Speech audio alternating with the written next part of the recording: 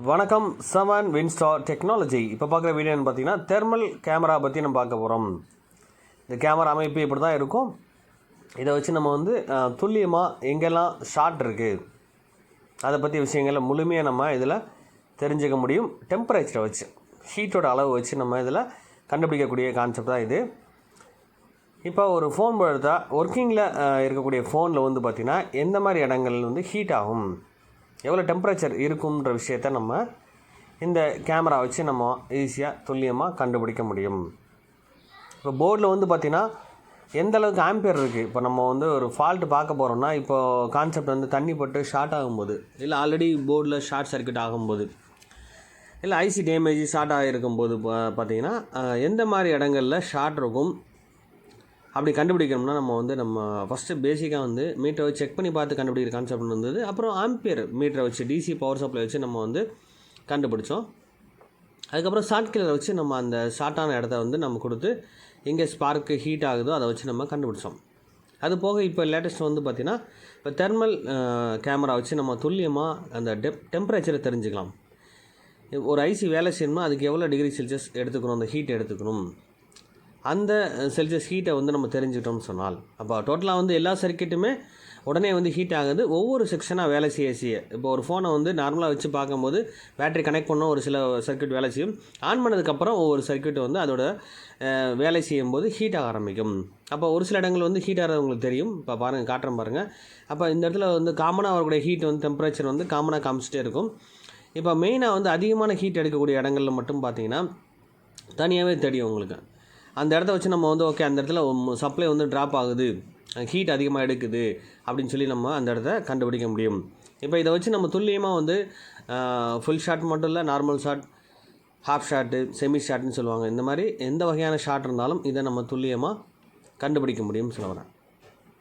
அப்போ இந்த இடத்துல நம்ம கொடுக்கும்போது அந்த சர்க்யூட் ஆஃபில் இருக்கும்போது எந்த மாதிரி ரியாக்ஷன் இருக்கும், ஆன் பண்ணதுக்கப்புறம் இந்த மாதிரி இடங்களில் ஹீட் ஆகும், சார்ஜ் போட்டால் இந்த மாதிரி இடங்கள் ஹீட் ஆகும். அதை ஃபங்க்ஷன் ஆகிற விஷயங்கள் ஹீட் டெம்பரேச்சர் நம்ம இதில் தெளிவாக தெரிஞ்சுக்கணும். அது தெரிஞ்சதுக்கப்புறம் தான் நெக்ஸ்ட்டு நம்ம ப்ராப்ளத்தை கண்டுபிடிக்க முடியும்னு சொல்ல வரேன்.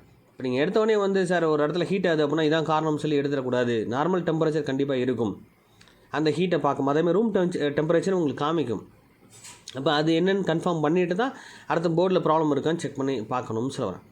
இப்போ பாருங்கள், இப்போ செல்ஃபோன் ஆன் பண்ணதுக்கப்புறம் பாருங்கள், ஒரு சில அந்த சர்க்யூட் மட்டும் ஹீட் ஆகும், வேலை செய்யுது, அதனால் ஹீட் ஆகுது. இப்போ பவர் சப்ளை சிபியூன்னு சொல்லுவாங்க, ப்ராசஸர் ஐசி ஹீட் ஆக தான் செய்யும். அப்போ அதிகமான ஹீட் அங்கே இருக்குது. இப்போ இது நார்மல் ஹீட் கொஞ்சம் நேரம் இருக்கணும், அதுக்கப்புறம் நார்மல் டெம்பரேச்சர் குறைஞ்சிடணும்னு சொன்னேன். இந்த ஹீட் குறைஞ்சிடணும்னு சொல்ல வரேன். இப்போ அதேமாதிரி அந்த சீல்டு பிளேட் இருக்குன்னா அந்த சீல்டு பிளேட் ஃபுல்லாக ஹீட் காமிக்கும். அப்போ அந்த பிளேட்டை ரிமூவ் பண்ணி பார்க்கும்போது எந்த மாதிரி இடங்களில் துல்லியமாக ஹீட் ஆகுதுன்னு சொல்லி இன்னமும் தெளிவாக நம்ம தெரிஞ்சுக்க முடியும். பாருங்கள், இதில் ஹீட் ஆகுதுன்னா எந்த ஐசி நம்ம ஹீட் ஆகுதுன்னு சொல்லி நம்ம தெளிவாக அந்த ஐசியை நம்ம ஃபஸ்ட்டு கன்ஃபார்ம் பண்ணிக்கணும். அதாவது ஒர்க்கிங் ஃபோன் எடுத்து எந்த அளவுக்கு டெம்பரேச்சர் இருக்குதுன்னு சொல்லி நம்ம தெரிஞ்சுக்கணும்னு சொல்கிறாங்க.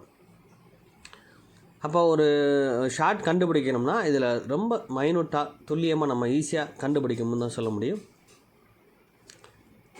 இப்போ இந்த இடத்துல ஹீட் ஆகுது அப்படின்னு சொன்னால் அந்த ஹீட்டுக்கு காரணமான விஷயங்கள் என்னவும் சொல்லி நம்ம தெளிவாக நம்ம கண்டுபிடிக்க தெரியணும். அதுக்கு கண்டிப்பாக நம்ம சர்க்யூட்டோட பேசிக் தெரியாமல் பண்ண முடியாது. டயக்ராம் பேஸ் தெரிஞ்ச பண்ணிங்கன்னா ஈஸியாக இருக்கும். என்னென்ன செக்ஷன் அது, என்னென்ன ஐசி, அப்போ சப்ளை எங்கெல்லாம் போகும், எந்த ஐசி ஃபஸ்ட்டு வேலை செய்யும், செகண்ட் அடுத்து என்ன வேலை செய்யும், அப்போ எந்த அளவுக்கு ஆம்பியர் இது எடுத்துக்கணும் அதை நம்ம தெரிஞ்சுக்கணும். இப்போ இதில் ஹீட்டான ஐசின்னு சொல்லி பார்க்கும்போது போர்டை திருப்பி காமிக்கிறவங்களுக்கு இதில் மெயின் வரக்கூடிய ஐசி தான், பவர் சப்ளை ஐசியும் சிபியூ தான் நம்மளுக்கு ஹீட் ஆகிருக்கு. அப்போ நார்மல் டெம்பரேச்சர் இருக்கிறது வேறு, அதுக்கப்புறம் ஹை டெம்பரேச்சர் எடுக்கும். அந்த ஹை டெம்பரேச்சர் எப்படின்னு சொல்லி நம்ம ஒன் பை ஒன்னாக பார்க்கும்போது தான் தெரிஞ்சுக்க முடியும். அப்போ இதில் நம்ம நார்மலாக பார்க்குற விஷயத்தோட மைக்ரோஸ்கோப் வச்சு பார்ப்போம். சில விஷயங்கள் ஷார்ட் சர்க்யூட் ஆகி தெரியும், அதாவது லீக்கேஜ் தெரியும், சிலது டேமேஜ் ஆனது தெரியும்.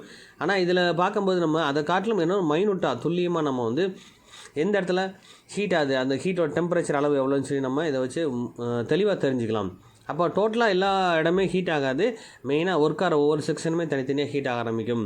அது நார்மல் டெம்பரேச்சர் காட்டும். அந்த டெம்பரேச்சர் ஒவ்வொரு இடங்களையும் தொட்டு பார்க்கும்போது அந்த டெம்பரேச்சர் அளவு நம்ம தெரிஞ்சுக்க முடியும் துல்லியமாக. இப்போ இந்த இடத்துல ஹீட் ஆகுது அப்படின்னு சொல்லலாம். காரணம் பார்த்தீங்கன்னா கண்டிப்பாக ஒர்க் ஆகிட்டுன்னு அர்த்தம். இதே இந்த ஒரு ஃபோனில் பார்த்தீங்கன்னா நெட்வொர்க் கம்ப்ளைண்ட் இருக்கக்கூடிய ஃபோன் இது. இந்த ஃபோனில் நான் செக் பண்ணி காமிக்கிறேன் பாருங்கள். இல்லை நார்மல் அந்த பவர் சப்ளை ஐசி இருக்கிற இடத்துல ஹீட் ஆகுது, ஜஸ்ட் அந்த இடத்துல மட்டும் பயங்கரமாக ஹீட் ஆகுது, தனியாக தெரியுது. பார்த்திங்கன்னா இந்த ஹீட் டவர் செக்ஷனில் வரக்கூடிய ஒரு ஐசி அது ப்ராப்ளமாக இருக்குது. பேஸ்பேண்ட் ஐசி அது ஃபால்ட் ஆகிருக்கு அந்த ஃபோனில். அப்போ அதில் ஆம்பியர் ரீடிங்கை வச்சு நம்ம ஒன் பை ஒன்னாக வந்து எப்படி அது ஃபங்க்ஷன் ஆகுதுன்னு சொல்லி, அதாவது ரீடிங் ப்ராப்பராக எடுத்துக்குதா அப்படின்னு செக் பண்ணி கன்ஃபார்ம் பண்ணும்போது தெரிஞ்சுக்கலாம். அப்போ டிசி பவர் சப்ளை வச்சு பார்த்து கன்ஃபார்ம் பண்ணிடலாம். அதாவது அந்த ஆம்பியர் ரீடிங் குறையதா கூடதான்னு தெரிஞ்சுக்கலாம். இதில் பாருங்கள், ஆம்பியர் ரீடிங் ஜஸ்ட் எடுத்து திரும்ப கட்டாயி தான் வந்துட்டுருக்கு. ஃபுல்லாக கம்ப்ளீட்டாக அப் ஆகலை, வேல்யூ அதை குறைஞ்சி அது அப்டேட் கான்செப்ட் வராமல் அதே இடத்துல திரும்ப நிற்கிது. அப்போ அந்த இடத்துல ஷார்ட்டுன்னு சொல்லி தெரிஞ்சுக்க முடியும். தெர்மல் கேமரா வச்சு ப்ராப்பராக அந்த ஐசி தான் ஹீட் ஆகுதுன்னு சொல்லி தெரிஞ்சுட்டு அந்த ஐசியை நம்ம ரிமூவ் பண்ணி வேறு ஐசி ஃபிட் பண்ணி ரெடி பண்ணலாம். அது மட்டும் இல்லை, சின்ன கெப்பாசிட்டர் முதற்கொண்டு ஷார்ட் சர்க்யூட் ஆனாலும் கண்டுபிடிக்க முடியும். இந்த இடத்துல பாருங்கள், தனியாக வந்து அந்த இடத்துல ஹீட் ஆகுது பார்த்திங்கன்னா. இது வேறு ஃபோன் போர்டு. இப்போ நம்ம வந்து ஆம்ப் ரீட் பண்ணும்போது 003 வருது. இதில் சில 0056 இந்த மாதிரி வரும். அதாவது நம்ம பேட்டரி போட்டு செல்ஃபோன் ஆன் பண்ணாமல் இருக்கும்போது இந்த மாதிரி ரீடிங் காட்டுது. 00ன்ற விஷயம் தான் வரணும் உங்களுக்கு.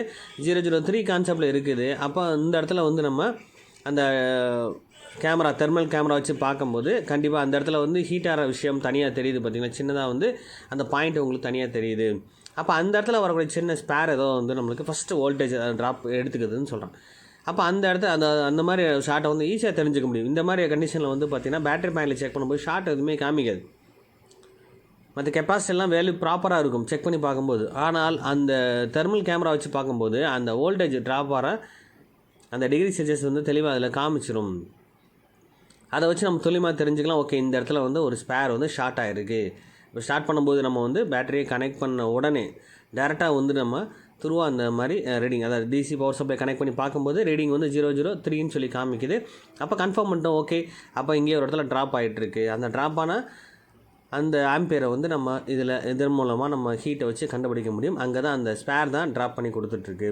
இந்த ஸ்பேர் எங்கே இருக்குன்னா இதில் உங்களுக்கு தெளிவாக காமிக்கிறேன் பாருங்கள்.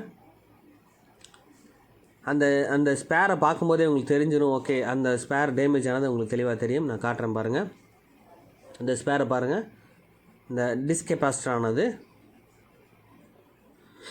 ரொம்ப டேமேஜ் ஆகிருக்கு. ஃபஸ்ட்டு இருக்க கெப்பாசிட்டர் பாருங்கள், மேலே டேமேஜ் ஆகிருக்கு பார்த்தீங்களா.